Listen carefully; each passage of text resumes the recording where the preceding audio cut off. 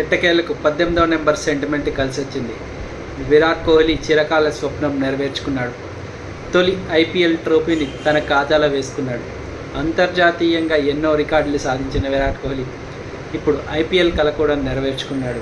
అయితే ఈ విజయంలో 18 సెంటిమెంట్ వర్కౌట్ అయిందని ఫ్యాన్స్ సంబరాలు చేసుకుంటున్నారు. నెంబర్ 18కి విరాట్ కోహ్లీకి ఎంతో విడదీయరాని అనుబంధం ఉంది.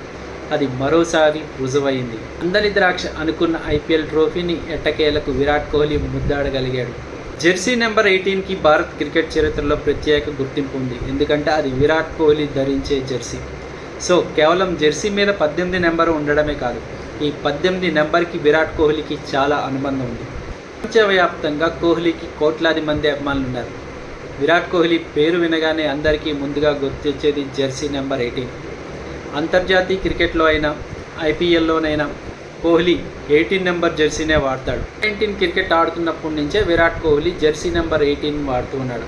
ఆ తర్వాత అది తన జీవితంలో ఒక భాగమైందని, ఈ రోజున ఎన్నో మధుర క్షణాలు తన జీవితంలో ఉన్నాయని పలుమార్లు విరాట్ కోహ్లీ కూడా చెప్పారు. వన్డేల్లో పరుగుల వరద పారించి ఎన్నో రికార్డులు కేరాఫ్గా నిలిచిన క్రికెట్ కింగ్ కోహ్లీ 2008 ఆగస్టు 18వ తేదీన తొలి అంతర్జాతీయ వన్డే ఆడాడు.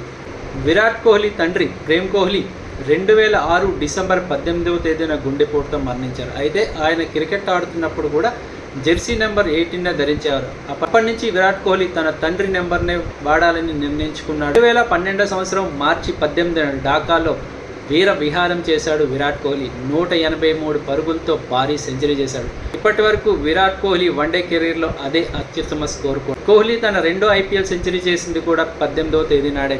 2016 మే 18వ తేదీన పంజాబ్పై 113 పరుగులు చేశాడు విరాట్. ఇప్పుడు తాజాగా 18 ఏళ్ల తరువాత విరాట్ కోహ్లీ తొలి ఐపీఎల్ ట్రోఫీని సొంతం చేసుకోగలిగాడు.